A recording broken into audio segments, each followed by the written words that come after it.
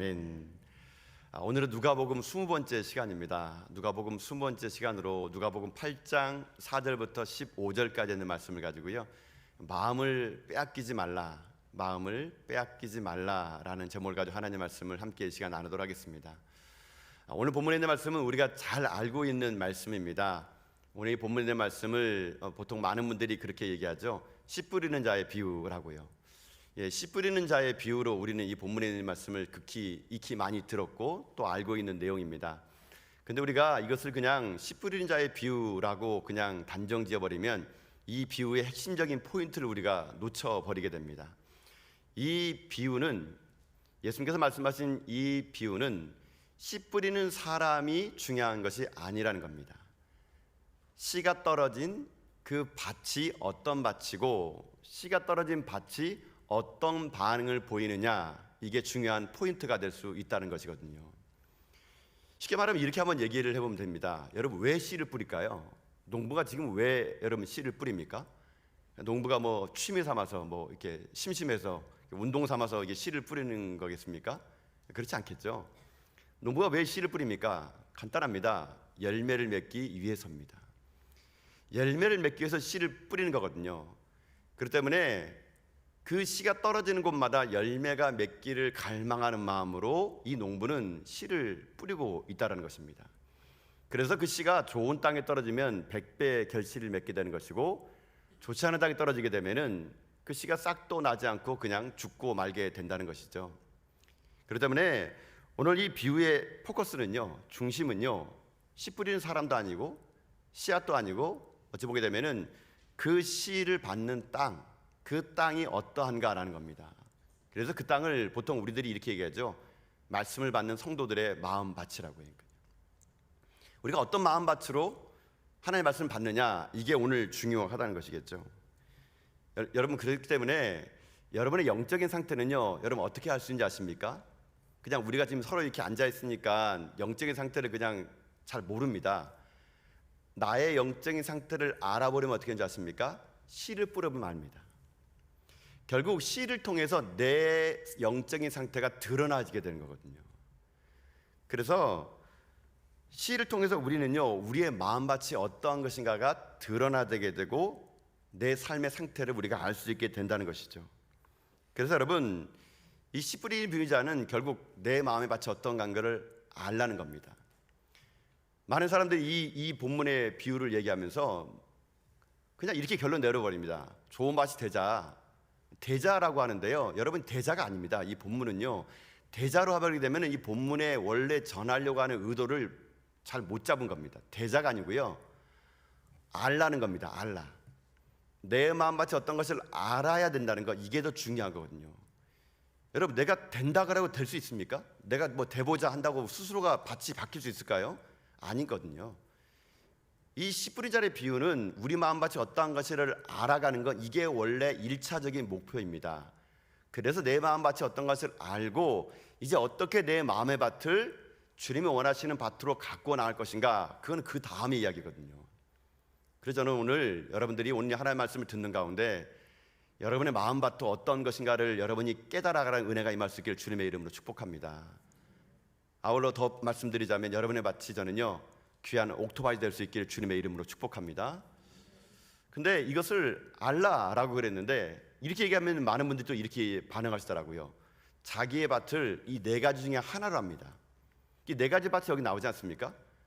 뭐 길가가 하나 있고요, 바위가 하나 있고요, 가시떨기가 있고 옥토밭이 있거든요.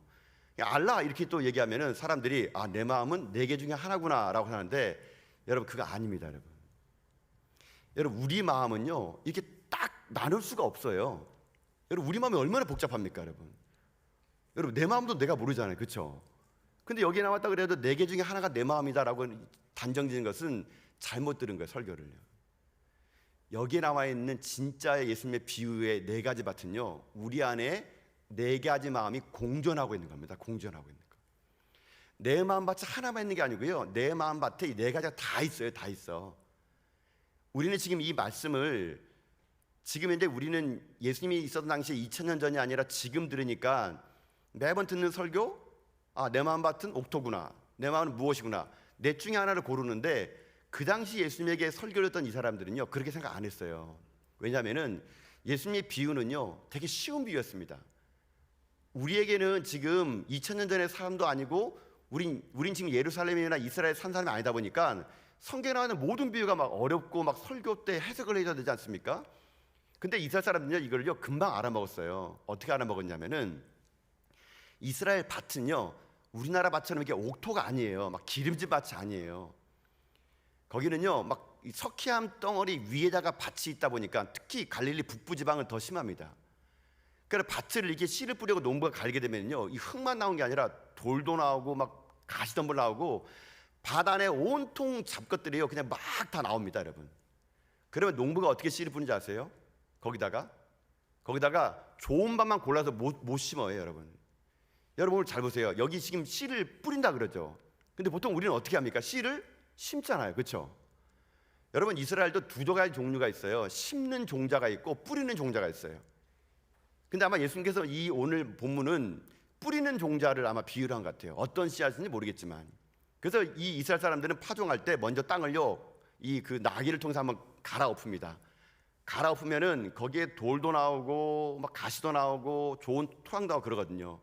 그러면은 이 농부가요 이런 수쿠리를 가져다가 씨를 공중으로 탁 던집니다. 이렇게 딱 뿌려요. 뿌리면 그게 바람에 따라서 날아가 가지고 씨가 그냥 주수수 떨어지는 거예요. 여러분 농부라고 좋은 밭에 안 뿌리고 싶은 사람은 어디 있겠습니까? 다 좋은 밭에 뿌리고 싶죠. 근데 토양 자체가 그러지 못한 토양이에요, 이스라엘이. 그래서 그냥 하늘로 던져버리면 바람에 따라서 그냥 날아갑니다. 날아가다 보면은 어떤 씨앗은 길가에 떨어져 버리고, 어떤 씨앗은 바위에 떨어져 버리고, 어떤 씨앗은 가시떨기 떨어져 버리고, 어떤 씨앗은 운 좋게 좋은 땅에 떨어져 가지고 좋은 땅에 떨어진 씨만 잘 자란다는 얘기예요. 그러니까 이게 그 당시에 이스라엘 사람들의 이 파종법이에요, 파종법. 그러니까 이스라엘 사람들이 이 말을 들었을 때 자기 밭에 그 네 가지 상태가 있는 것처럼 예수님 비유를 딱 듣자마자 아 우리의 마음밭에 이렇게 네 가지 마음이 있구나 이것을 그들은 알았다는 얘기예요. 근데 우리는 지금 이제 이스라엘 사람들도 아니고 2000년 전 사람도 아니기 때문에 농사도 지금 안 짓고 있잖아요, 그렇죠? 그러니까 이걸 이렇게 설명해 줘야 아 이게 그런 말이구나라는 것을 알게 된다는 거예요. 그래서 여러분 하나만 있는 게 아니에요. 내 안에 네 가지 밭이 공존하는데 어떤 사람은 길가가 좀 많은 사람이 있을 뿐이에요. 어떤 사람은 돌짝이 많은 사람이에요. 이게 비율이 좀 틀릴 뿐이지 네 가지 마음이 모든 사람에게는 공존되고 있다는 것이거든요. 그럼 이 네 가지 밭이 어떤 밭인가? 오늘 본문은 예수님이 정말 친절하게 오늘 비유를 잘 설명해 주셨습니다. 예수님이 웬만하면 이렇게 비유만 딱 얘기해주고 해석 안 해주거든요. 안 해주니까 저 같은 설교자들이 막 머리 싸가면서 무슨 뜻인가 막 알아보지 않습니까? 근데 오늘 예수님이 너무 친절하게 4절부터 8절까지는요 비유를 딱 얘기해 줬어요. 참 감사하게 제자들이 물어봤어요. 이 뜻이 무엇입니까? 안 물어봤으면 이거 얼마나 큰일 났겠어요. 그러니까 그 4절 8절까지 비유를 딱 얘기해 준 다음에 제자들이 물어보니까 예수님이 9절부터 15절까지 그 아까 말했던 비유가 이런 뜻이다 해가지고 제자들에게만 살짝 얘기해 준 거예요. 그것을 오늘 이 본문에 기록해 놨다는 거거든요. 그러면 네 가지 밭이 어떤 밭인가? 여러분 먼저 그 밭을 봅시다. 첫 번째는 길가거든요. 여러분 5절 말씀 봐보세요. 5절요. 자, 5절 말씀 한번 같이 읽어봅시다. 자, 시작. 씨를 뿌리는 자가 그 씨를 뿌리러 나가서 뿌릴새 더러는 길가에 떨어짐에 밟히며 공중의 새들이 먹어버렸고. 첫 번째는 어떤 게 떨어졌다 그럽니까? 길가에 떨어졌더니 길가에 당연히 사람들이 밟겠죠. 밟으니까 어떻게 합니까? 뿌리가 내리기 전에 공중의 새가 와서 먹어버린대요. 그러니까 씨를 뿌렸는데 첫 번째 씨 뿌리는 곳이 길가에 떨어진 씨가 있었어요. 두 번째는 뭐냐면요. 두 번째는 6절이에요. 6절 말씀 같이 해볼까요? 6절입니다. 시작. 더러는 바위 위에 떨어짐에 싹이 났다가 습기가 없으므로 말랐고. 두 번째 씨를 딱 뿌렸더니 그 씨앗이 이번에 바위에 탁 떨어진 거예요. 근데 떨어졌는데 이 바위에 떨어진 씨앗이 조금 뿌리를 내는데 이 바위가 습기가 없다 보니까 금방 말라버린 거예요. 이게 두 번째 씨가 떨어진 곳이거든요. 세 번째는 어디냐? 여러분 7절 보세요. 7절 한번 읽겠습니다. 시작. 더러는 가시떨기 속에 떨어짐에 가시가 함께 자라서 기운을 막았고. 세 번째는 어디입니까? 가시떨기예요. 가시 떨어졌는데 그 뿌리를 내리고 자라는 동안에 가시가 있어버리니까 자라다가 그 가시에 걸려가지고 얘가 다 자라지 못하고 죽어버렸다는 얘기입니다. 나머지 네 번째는 뭐냐? 8절이거든요. 8절 보십시오. 8절 있습니다. 시작. 더러는 좋은 땅에 떨어짐에 나서 100배의 결실을 하였느니라. 이 말씀하시고 외치시되 들을 끼는 자는 들을지어다. 아멘. 이것이 무슨 말입니까? 네 번째는 좋은 말 떨어지니까 몇 배 됐다고요? 100배. 100배나 결실을 얻었답니다. 그러면 주님께서 하신 말씀이 들을 끼는 자만 들으라고 이렇게 했다는 것이죠. 이게 네 가지 밭의 비유예요. 이 비유를 이제 예수님께서 어떻게 합니까? 9절부터 15절까지 그 비유에 대한 영적인 해석을 해주죠.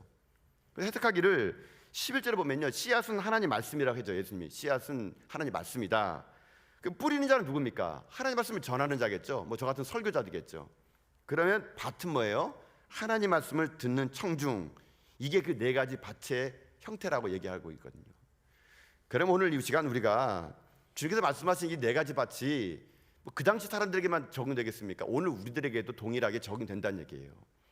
오늘 이 시대를 살아가는 우리들에게도 여러분 하나님 말씀이 지금 전달되고 있지 않습니까? 하나님 말씀 선포될 때, 하나님 말씀 들을 때 우리 마음에 이 네 가지가 여러분 작동하고 있어요. 그래서 오늘 우리가 나는 도대체 어떤 마음이 더 가까운가, 내 마음은 어떤가 한번 상태를 살펴보는 가운데 저는 여러분들이요 하나님 앞에서 좋은 밭으로 바뀌는 역사가 임할 수 있기를 바라겠습니다. 내 마음밭을 알고 바꾸면 되는 거예요. 변화시키면 되는 거거든요.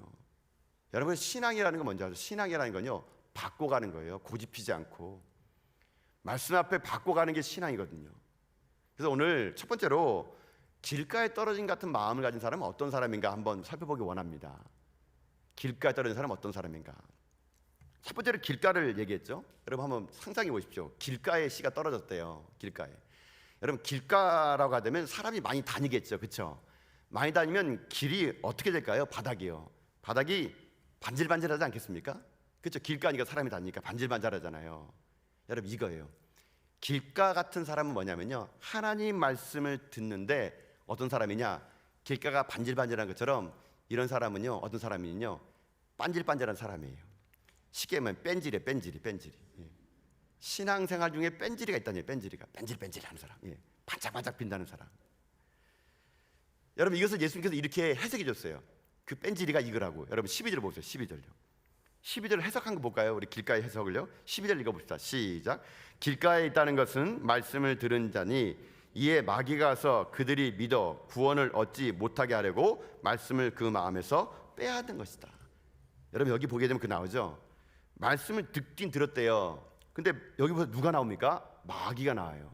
마귀가 와가지고 들었는데 여러분 구원은 어떻게 받습니까? 듣고 믿음으로 고백하고 구원받잖아요. 듣고 구원을 받아야 되는데 듣긴 들었는데 마귀가 와가지고 어떻게 하느냐, 구원받지 못하도록요 딱 심겨진 말씀을 오늘 본문에 보니까 마음에서 뺏어갔대요. 그러니까 빼앗김을 당한 사람들이 누구냐? 길가에 심겨진 마음 같은 사람이라는 거예요. 듣긴 들어요. 다 하나님 말씀 같이 여기서 듣습니다. 근데 믿음이 안 자라는 거예요. 수없이 말씀을 들었지만 내 안에 구원의 확신이 없는 거예요. 여러분요. 여러분 죄송하지만 교회 안에도요 종교인과 그러니까 구원받을 사람과 구원받지 못한 사람들이 여러분 있다는 거 아세요? 여러분요. 여러분 종교인으로 살아서는 안 돼요. 신앙인으로 사셔야 돼요. 여러분요. 여러분 길가라는 건요 그냥 우리가 아는 것처럼 농로예요. 농로. 그러니까 밭과 박 사이의 고랑, 거기에 떨어진 거거든요. 거기에 떨어지면 어떻게 합니까? 당연히 자라지 못하겠죠.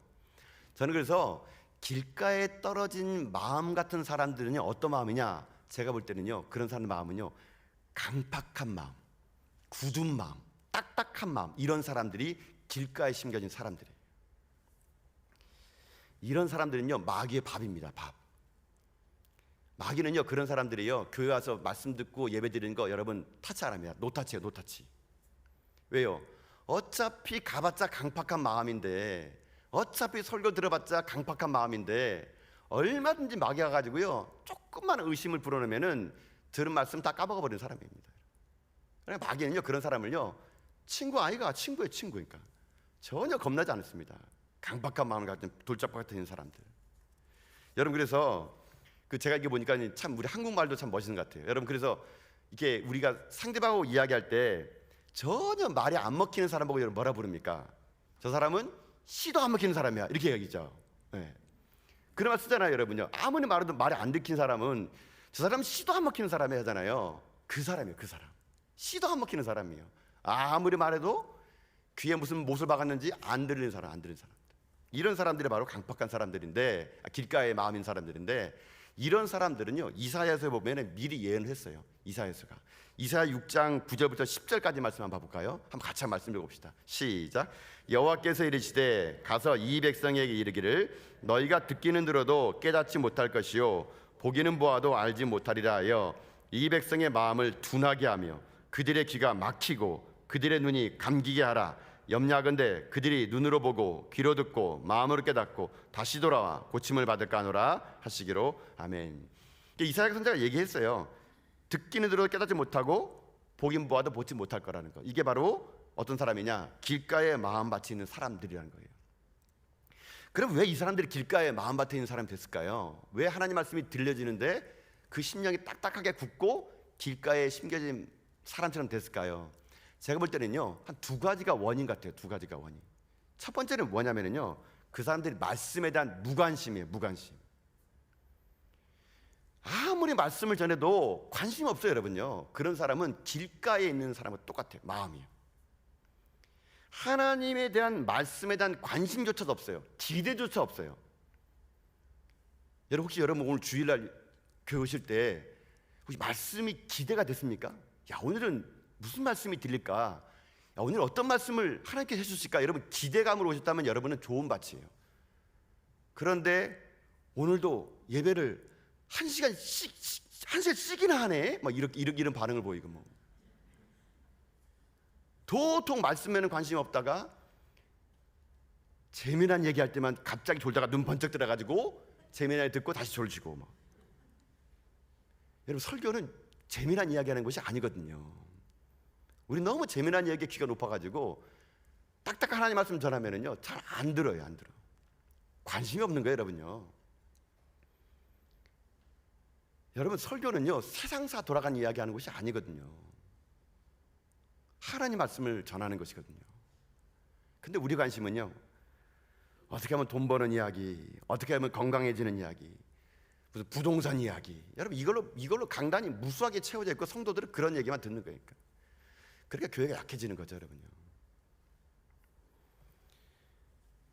하나님 말씀을 멀쩡히 듣고 있다가 갑자기 자기의 관심 없는 말이 오면은 그냥 조는 거예요. 그냥 평안하게 주무시는 분들이 너무 많아지는 거죠. 말씀에 무관심해지게 되면요 내 마음밭이요 길가밭처럼 내 마음이 점점 다른 밭을 옮겨갑니다. 이게 그래서 내 개 마음밭이 다 길가가 돼버리는 거예요. 전 여러분들이 말씀에 관심을 가질 수 있기를 축복합니다. 무관심이 아니에요. 하나님 말씀이 그러한가 날마다 상고하셔야 돼요. 여러분 그래서 저는요 요즘 이 시대는요 정말 말씀의 묵상이 사라진 시대 같아요. 말씀의 묵상이.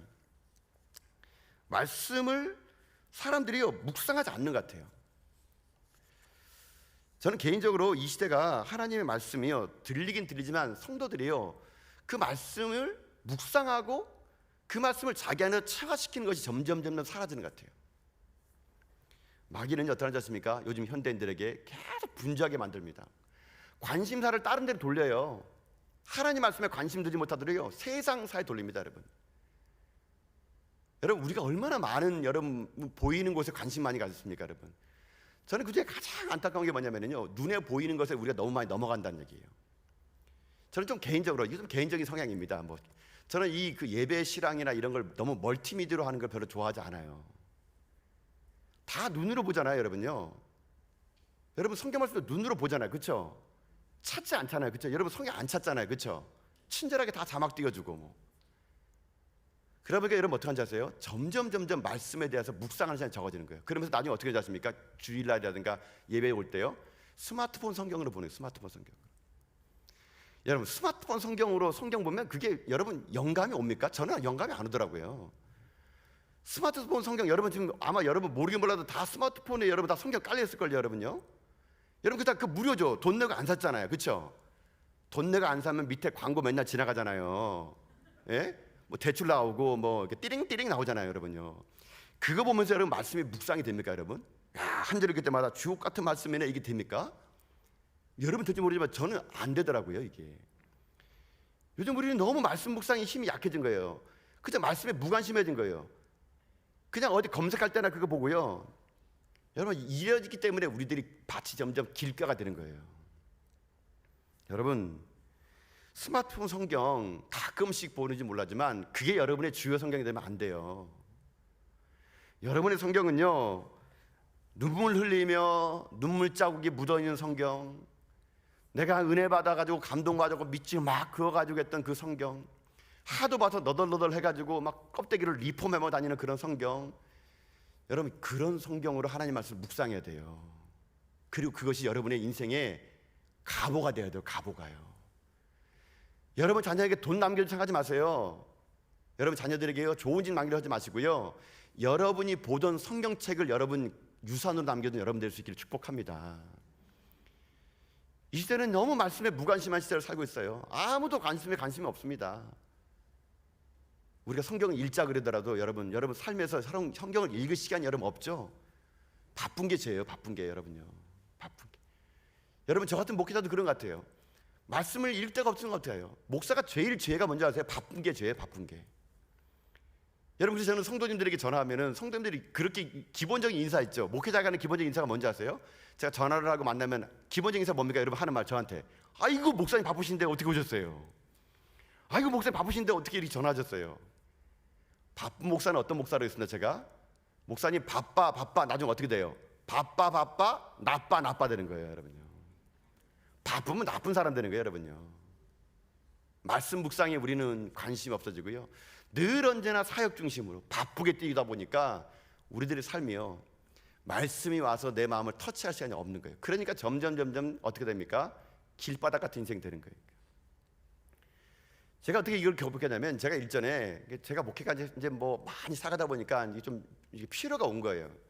그래서 제가 이제 기도하러 이제 수도원을 좀 들어갔어요. 수도원에 들어가서 기도할 때 한 열흘간 수도원에 있다가 오는 건데, 그 수도원은 들어가면서 나올 때까지요, 입수에서 퇴소할 때까지 침묵에 침묵, 말 한마디도 하면 안 됩니다.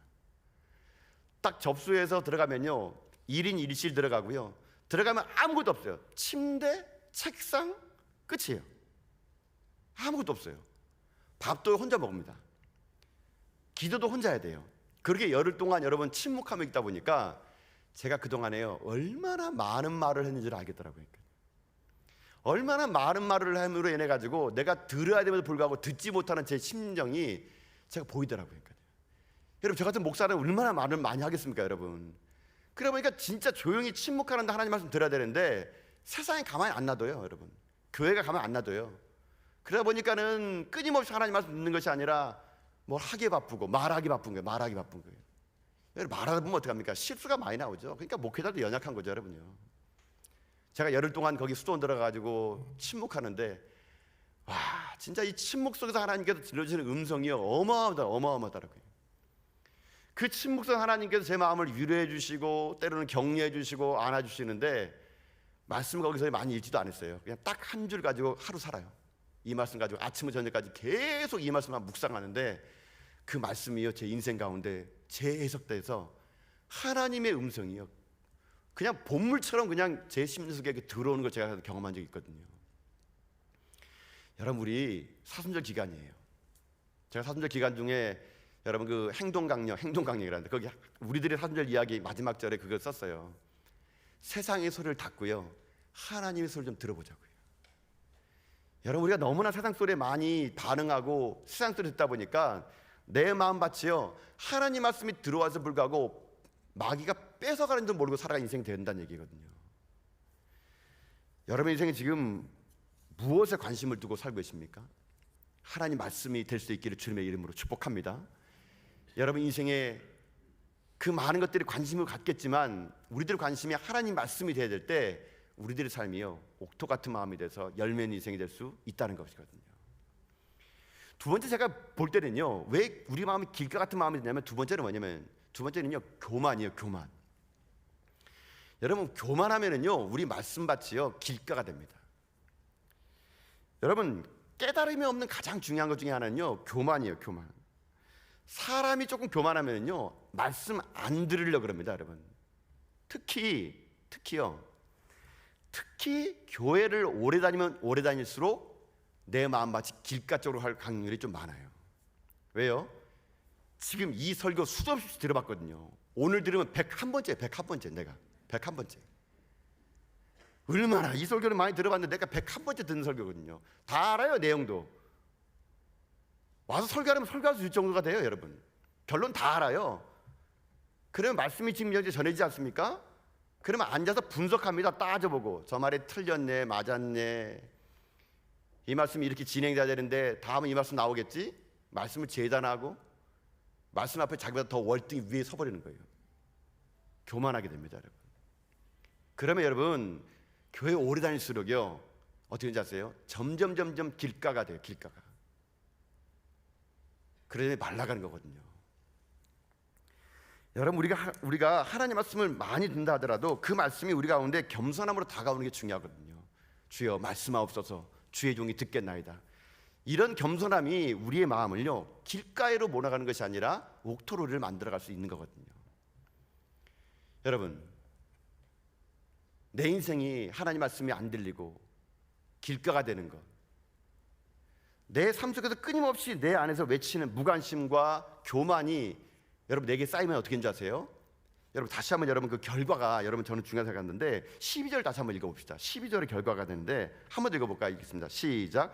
길가에 있다는 것은 말씀을 들은 자니 이에 마귀가 가서 그들의 믿어 구원을 얻지 못하게 하려고 그 말씀을 마음에서 빼앗는 거래요. 빼앗는 거. 여러분 이게 저는 정말 무서워요. 여러분 말씀을요 지금 마귀가 어떻게 하는 줄 아냐면요 빼앗고 있대. 빼앗고 말씀이 수도 없이 이곳에 선포되고 있지만 수도 없이 말씀이 성도들이요 뺏기고 있다는 거예요. 뺏기고 있다는 거. 근데 중요한 건 정작 내가 뺏기고 있다는 사실도 모르고 살아간다는 것, 이것이 더 우리 가운데 아픔인 거죠, 여러분. 오늘 우리가 하나님 말씀 듣잖아요. 아마 우리 모르긴 몰라도 이곳에 계신 모든 분들이 저는 뺏기지 않았으면 좋을 것 같아요, 여러분요. 여러분 왜 뺏깁니까, 여러분? 뺏기지 말아야죠, 우리가. 이 땅 살아가면서 우리가 하나님 말씀 듣는 우리가요 자꾸만 분주하고 무관심과 교만 속에 빠지면서 결국 우리가 누구 밥이 되는 거예요? 마귀의 밥이 되는 거예요. 마귀의 밥이. 끊임없이 마귀에게 말씀을 뺏기는 인생이 돼가지고 우리의 마음판이 지금 어떻게 되셨습니까? 점점 메마른 인생이 될 수밖에 없다는 거. 여러분 이것이 우리에게 중요하다는 거거든요. 여러분 그래서 우리 오늘 이 시간 결단하면 좋을 것 같아요. 뺏기지 않기로. 여러분 뺏기지 마세요. 뭘 뺏기지 말아야 됩니까? 예배 자리 뺏기지 말아야죠, 여러분요. 여러분 말씀의 자리 뺏기지 말아야죠. 은혜의 자리, 기도의 자리, 여러분 그거 사수하셔야 돼요. 뺏기지 말아야 되는 거예요. 내게 주어진 헌신의 자리 뺏기지 말아야 되죠. 악한 마귀는 여러분 끊임없이 그 자리를 뺏으려고 그래요. 말씀을 뺏으려고 그러고요. 여러분의 심령을 뺏으려고 그래가지고요. 여러분이요 이 땅 가운데 길가 같은 인생이 돼가지고 아무리 하나님 말씀 드리더라도 열매가 맺지 못하는 인생으로 여러분 삶을요 악한 마귀는 지금 이제 끌어가고 있다니까요. 우리들의 삶이 자꾸만 이 땅 가운데 하나님 말씀을 제대로 묵상하고 그 말씀이 어떠한가를 상고하는 것이 아니라 끊임없이 들어오는 세상의 소식들, 세상의 것들로 인하여 마음이 나눠지고 뺏겨지는 가운데 여러분 우리 삶이 다 빼앗아진다면 여러분 우리들의 인생이요 비참해지는 거거든요. 저는 그래서 여러분이 교회 와서도요 여러분 분주하지 않았으면 좋을 것 같아요. 그냥 말씀 듣는 자리에 여러분 머무르면 좋을 것 같아요. 여러분 마르다 그러지 않습니까? 마르다 마리아도 여러분 어떻습니까? 마르다가 너무 분주하잖아요. 그러니까 주님에게 와가지고 내 동생에게 좀 명해가지고 일 좀 하라 그러잖아요. 근데 예수님이 이 마르다에게 이렇게 얘기하는데 여러분 누가복음 10장 44절을 보면은요 이렇게 말씀이 나와 있거든요. 누가복음 10장 44절 말씀. 그 말씀 한번 제가 말씀 읽어드릴게요. 네, 이렇게 되어 있습니다.